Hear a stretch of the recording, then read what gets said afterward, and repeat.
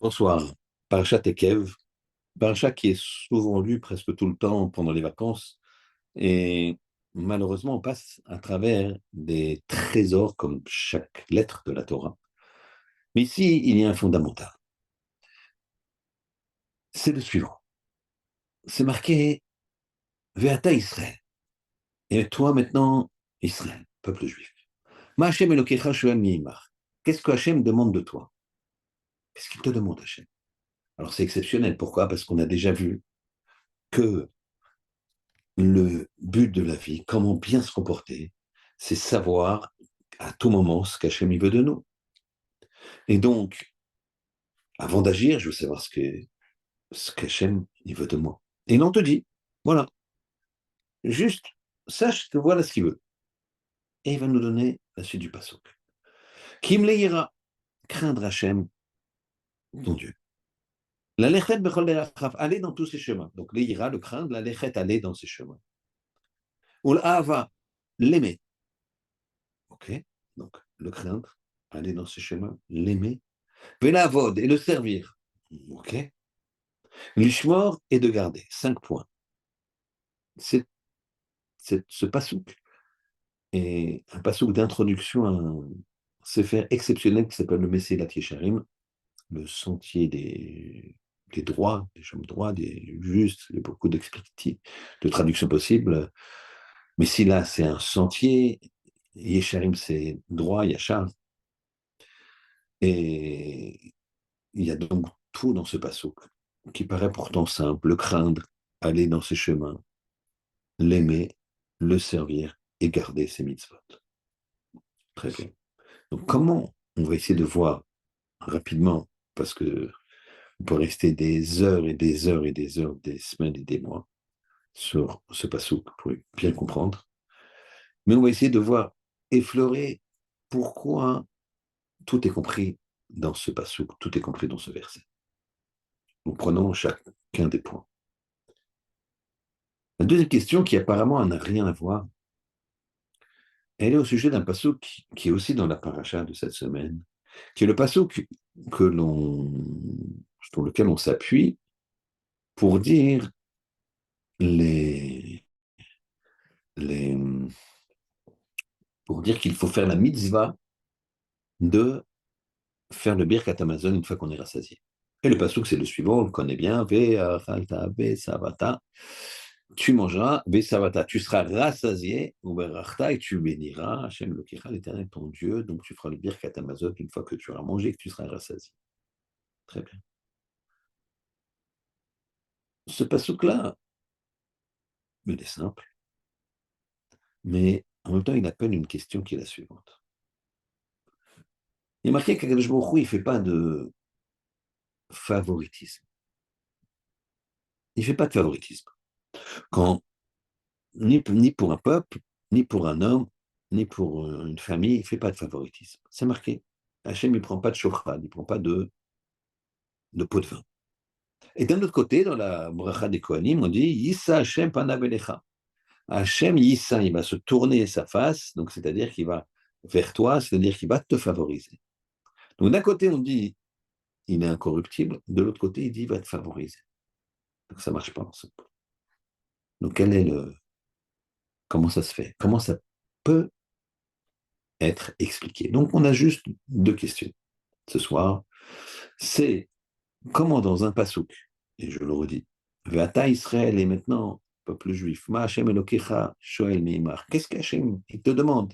S'il attend de toi, Kim le ira, seulement crains-le, et Hashem Elokecha l'Éternel ton Dieu. La lechen bechol derachav, pour aller dans tous ses chemins, le craint d'aller dans ses chemins. Ou la avato, il faut aussi l'aimer. ולעבוד את השם אלוקיך בכל לבבך ובכל נפשך, et tu vas le servir בכל לבבך, avec tous tes moyens de tous les côtés.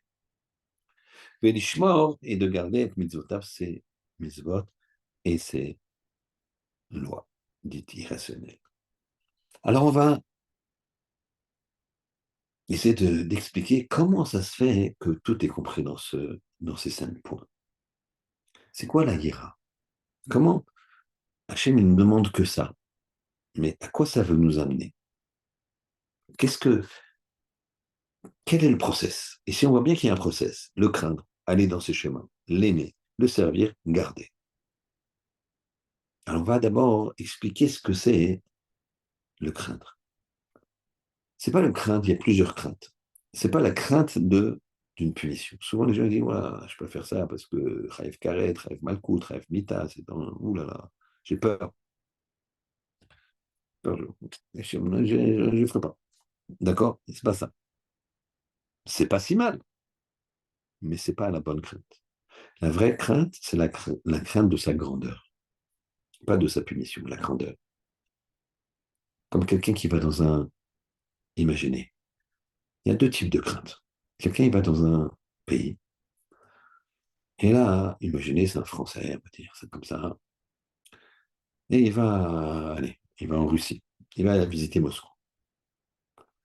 Et là, il, il a une maladresse dans l'hôtel où il est, au restaurant où il est, il casse un vase. Et là, ça fait un scandale, puisque le directeur de l'État, monsieur, vous avez cassé un vase historique que le président Poutine adore. C'est une catastrophe. Quelques minutes après, des policiers arrivent, monsieur, vous êtes convoqué par le président. Alors la personne, elle va traverser toute la splendeur du, du- de la demeure du palais impérial, là-bas, et il va trembler, il va avoir peur. Ça, c'est la crainte. Il a dit les femmes d'autres entre un roi de chien et de sang qui, aujourd'hui, il est là, demain, il est sous terre. Et Bono chez l'Olam. Mais là, la personne, elle a une crainte de la punition.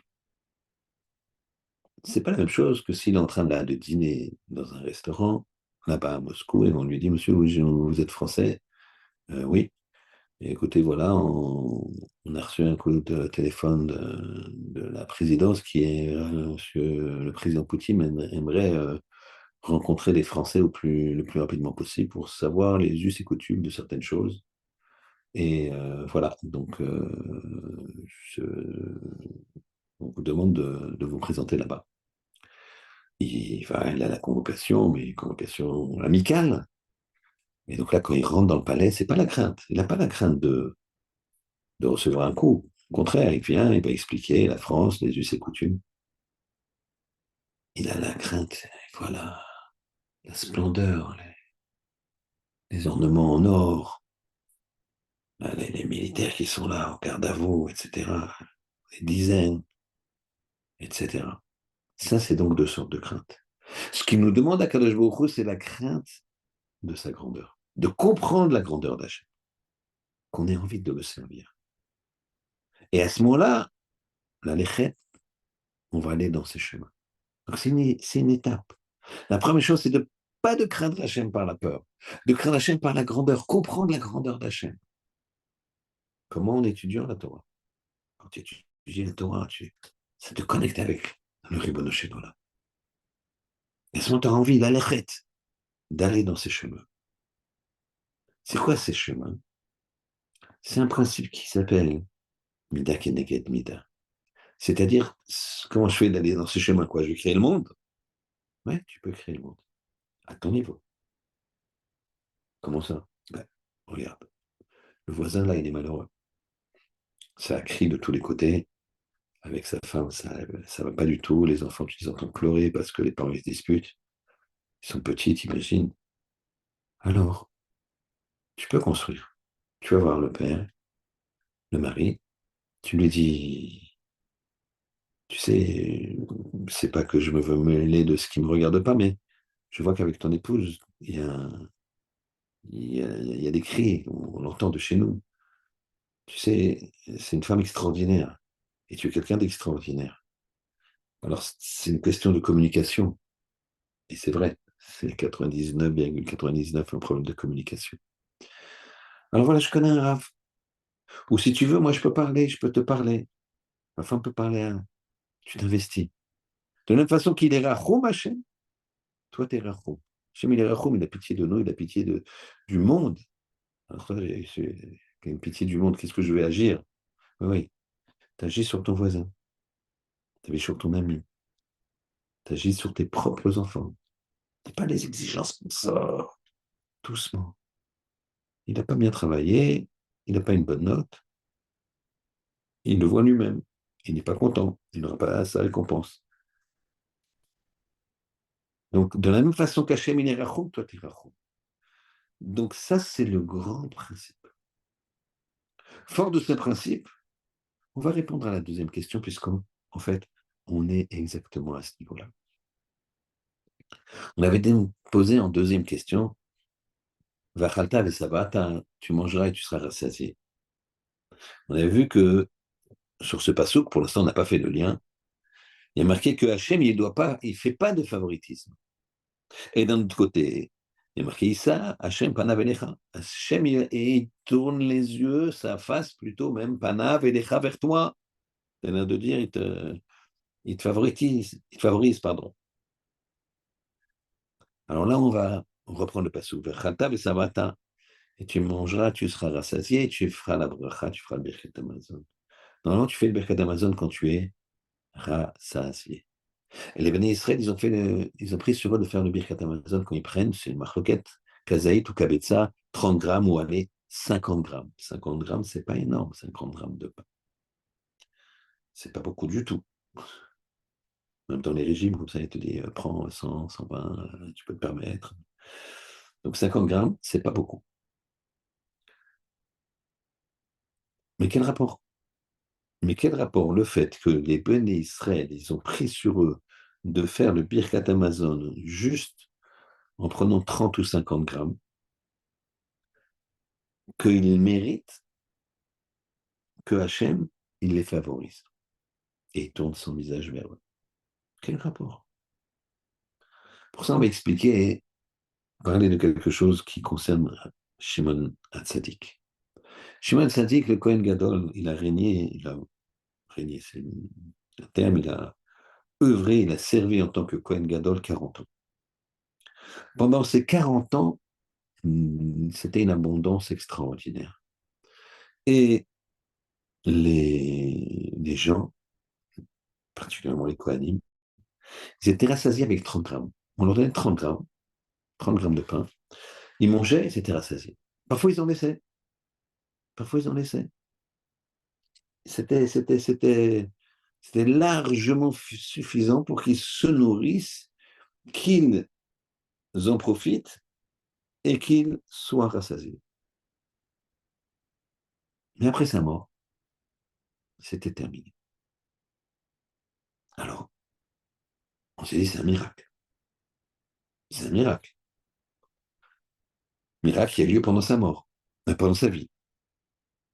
Et donc, les maîtres de poser une question, à un moment, on a dit qu'il y avait 10 miracles qui ont eu lieu dans le Beth Amikdash, dans le temple.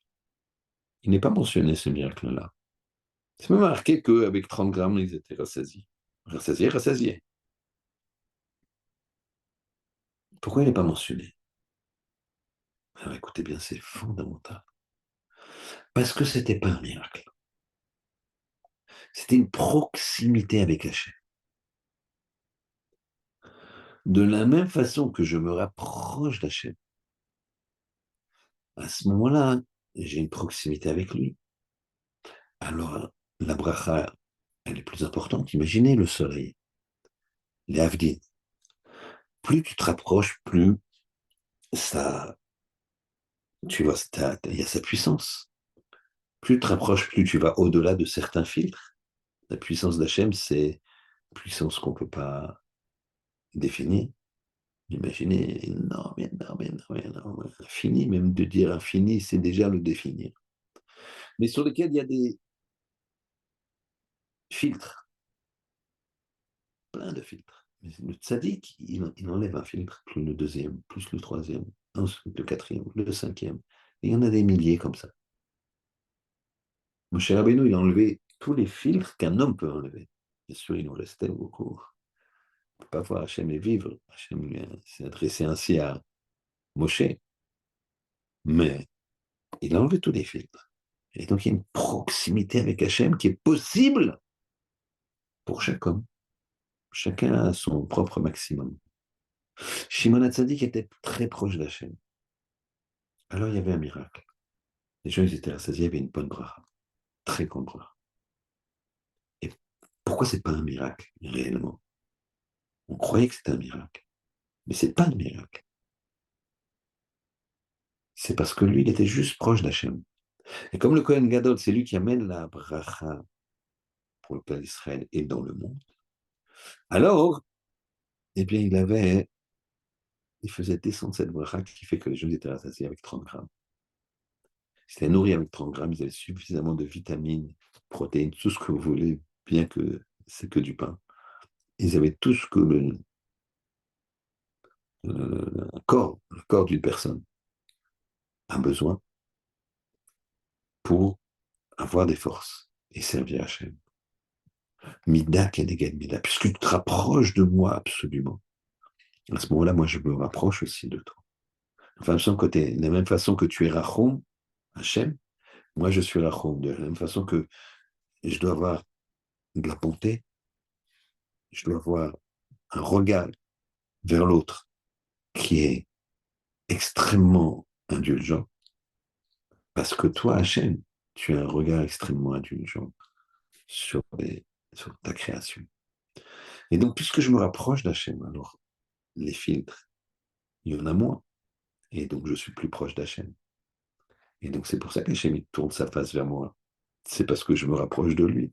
Si tu es au loin, tu es dans un stade et tu es tout au fond là-bas, alors le gardien de but du fond là-bas, il ne va pas te voir.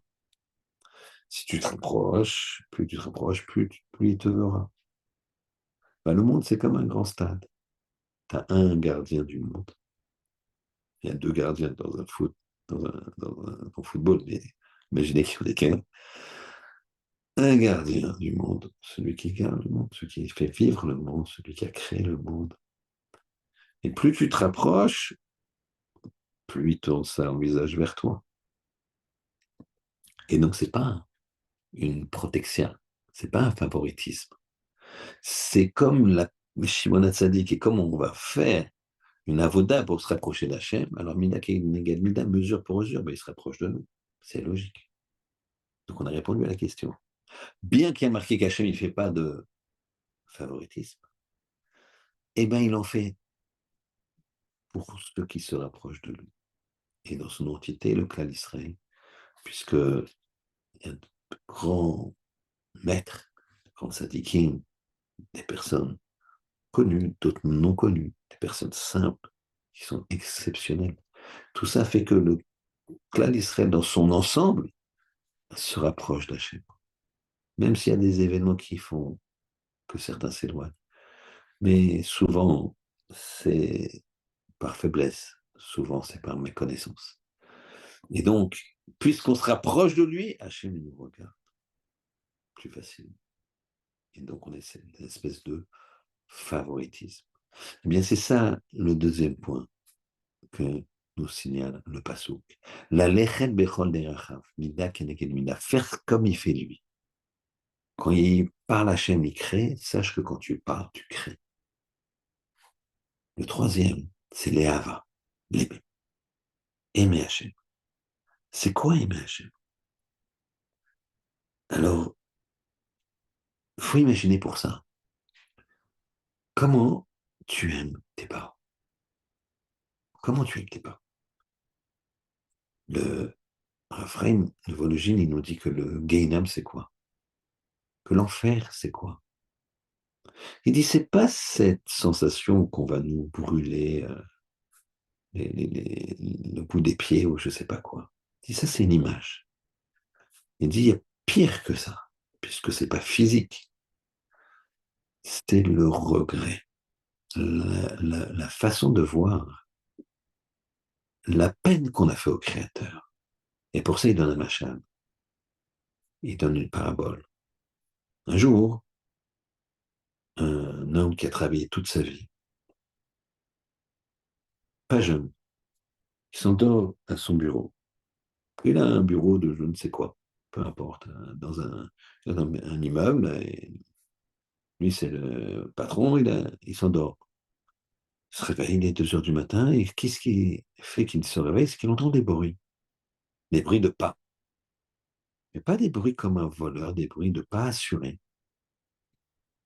Et il est très étonné, il a quand même très peur, puisque 2 heures du matin.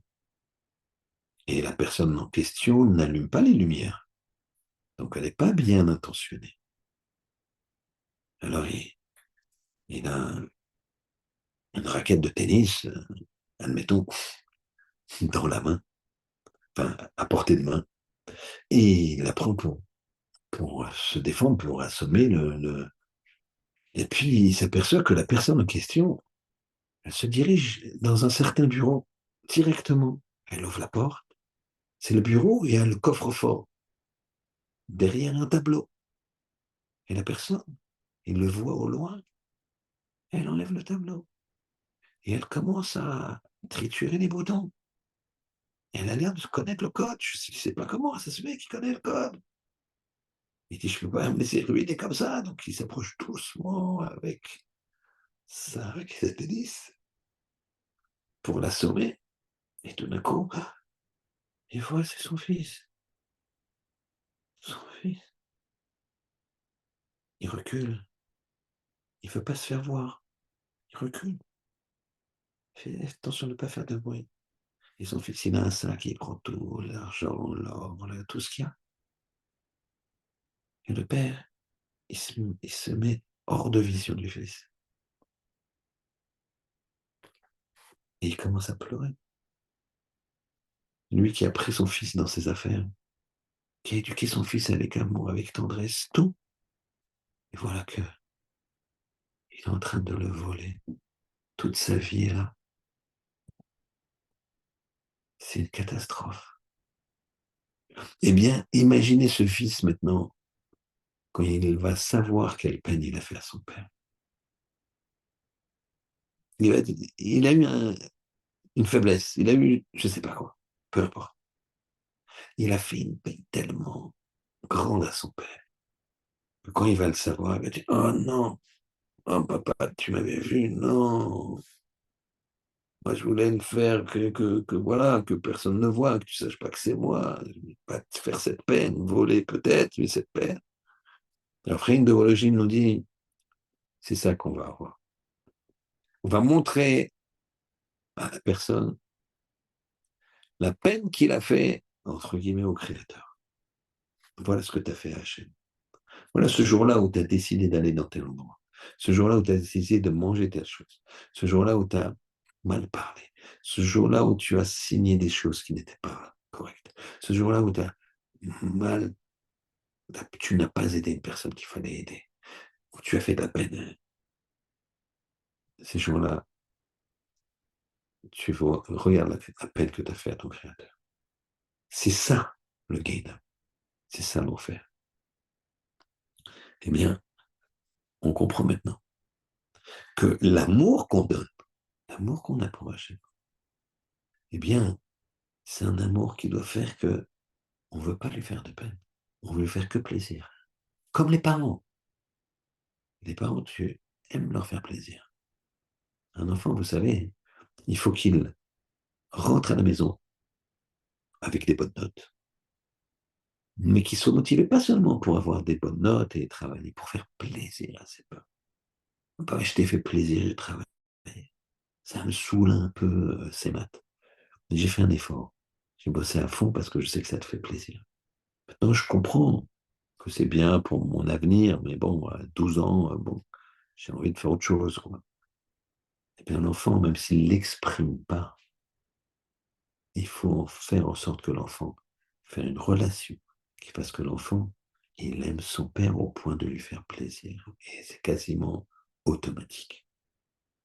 De la même façon, il aime son père au point, son père, sa mère, au point de ne plus jamais vouloir leur faire de peine. Ça, c'est l'amour. Aimer Hachem, c'est le vecteur de, du comportement. C'est ce qui nous permettra de de bien faire l'étape numéro 2 qui est d'aller dans ce chemin. Donc on a expliqué la crainte de sa grandeur. D'aller dans ces chemins, mida keneget mida, mesure pour mesure. L'éhava de l'aimer. Véla avot. Et alors de le servir. Le servir, ça veut dire quoi?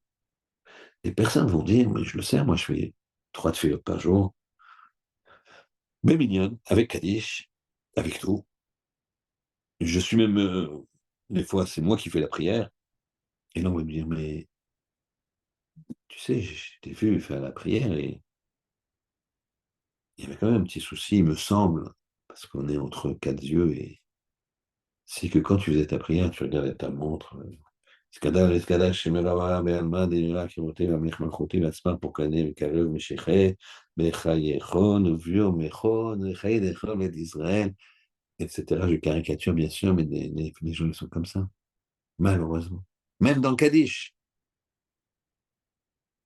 Regardez les gens, quand il y a une tefila, alors vous savez, dans la tefila, c'est ce qu'on appelle la prière, la Hamida. On fait une prière debout, silencieuse. Et après, le matin et l'après-midi, on fait ce qu'on appelle une chazara. On répète. Le Chalier Thibault répète. Mais les gens, dès qu'ils ont fini, vous verrez, c'est phénoménal, c'est malheureux. Dès qu'ils ont fini de prier, alors que c'est une halakha, on ne peut même pas étudier, il faut écouter la chazara, la répétition et répondre Baruch Hu chez Mohamed à chaque bénédiction du ministre officiel du Chalier Thibault. Les gens, dès qu'ils ont fini, eux, leur prière à voix basse, prennent le portable. Et ils sont là avec le portable. Ou alors ils parlent. Vous savez, été, j'ai étudié, j'étais en Israël il n'y a pas longtemps, un petit peu juste avant Tisha B'Av. Et vous savez qu'à partir de Tisha B'Av, un jour avant, il y a ce qu'on appelle Ben Azmanim, entre deux Zman, entre deux temps. Le temps, c'est quoi? Le temps du limoud, la fin du limoud, officiel, entre guillemets, on n'avait jamais étudié, mais disons que les kolélim, en général, ferment la veille de Tisha B'Av et vont reprendre Rosh Chodesh Elul, donc à peu près 3 semaines plus tard. Et donc j'étais dans un collège pour étudier, comme ça, et j'ai été intéressant. Le Rosh Collège, il a fait une dracha juste avant, la dernière dracha, avant que les Avrechim partent. Maintenant, ce collège, c'est un collège de très haut niveau, très très haut niveau.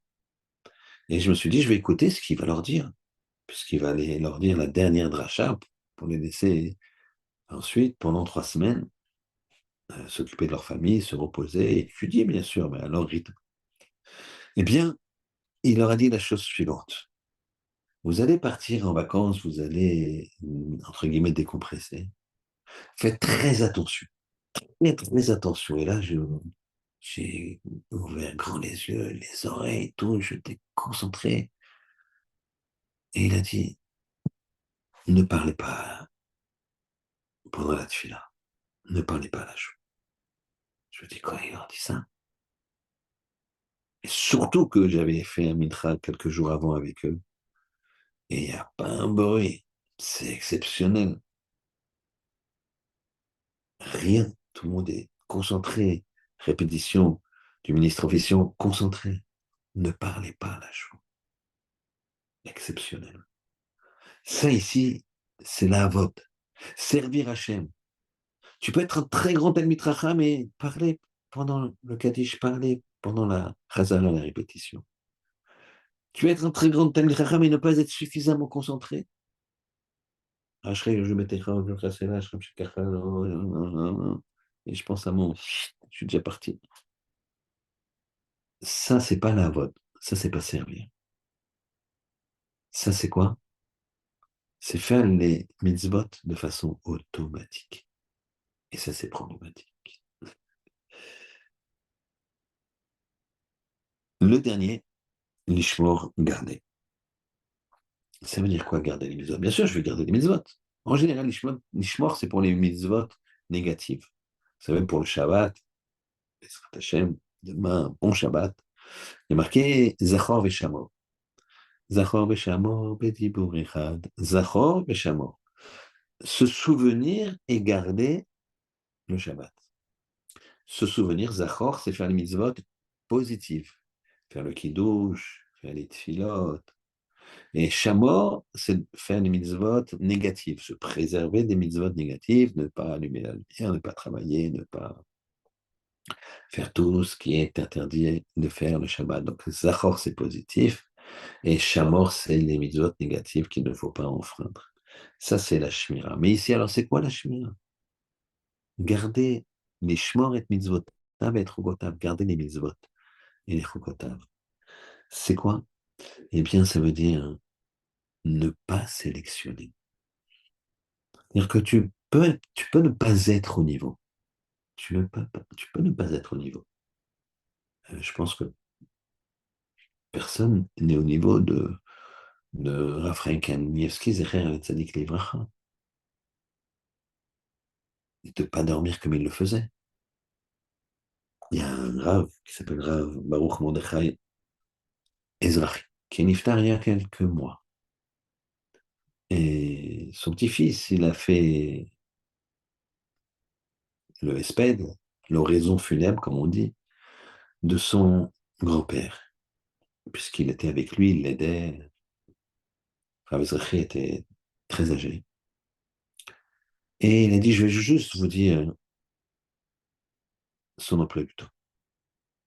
Moi, je m'occupais de lui que 5 heures par jour, mais on était plusieurs dans la journée à se relayer. Chacun, il avait ses plages horaires. Et bien sûr, son emploi du temps, je peux vous le dire depuis le début jusqu'à la fin. Donc, à minuit, il étudiait et à 1 heure du matin, il faisait telle étude, à 2 heures du matin, ceci, et il continue. Au Netz, au point du jour, il faisait cette fila.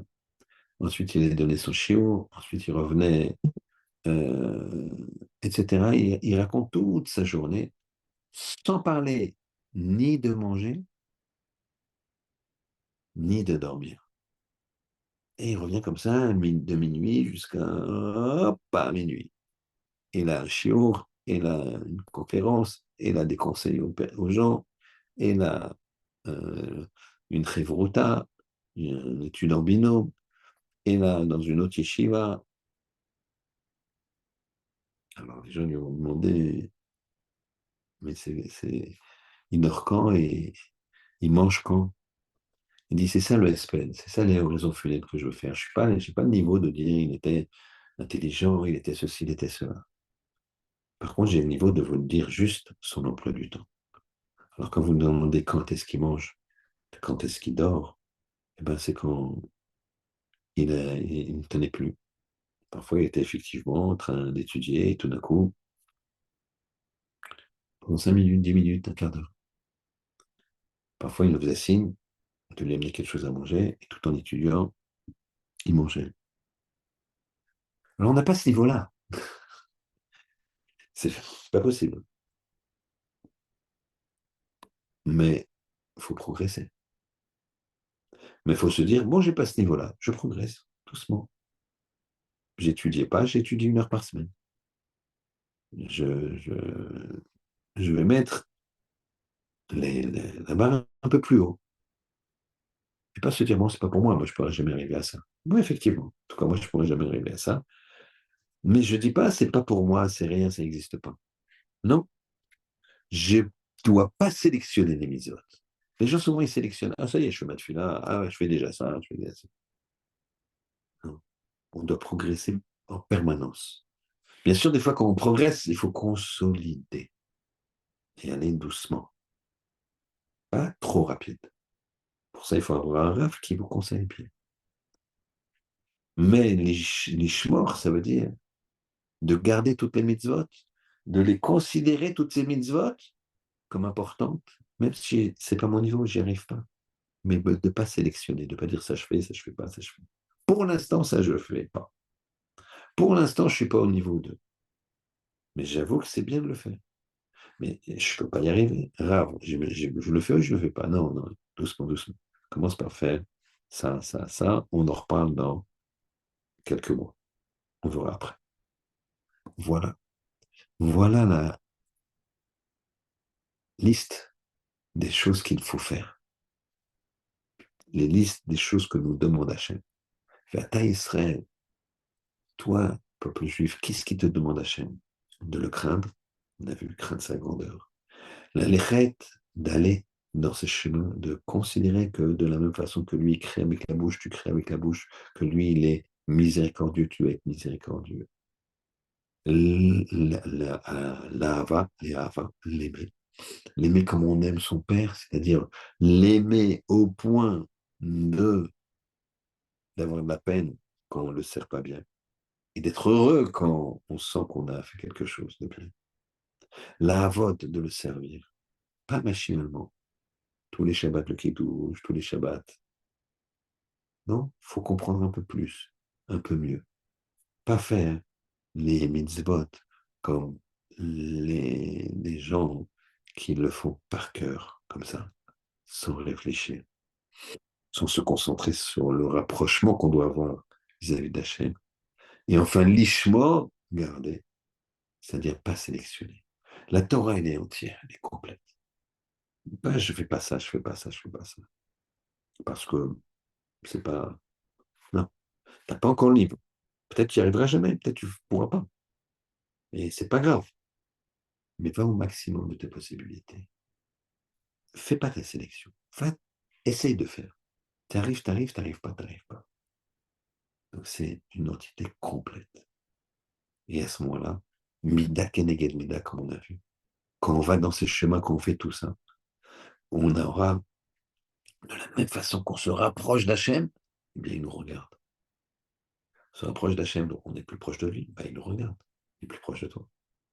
Le gardien du monde, plus tu te rapproches de lui dans l'estrade, plus il te voit. Plus il te voit, plus il te considère. Donc, c'est pas qu'il te favorise. C'est toi qui, en te rapprochant, a fait que il te voit et il te donne une meilleure part. Alors, rapprochons-nous d'Hachem. Et c'est sûr qu'on sera heureux. Et qu'on amènera à la Géoula dans ce monde Bimera B'Yameinu. Amen. Shabbat Shalom.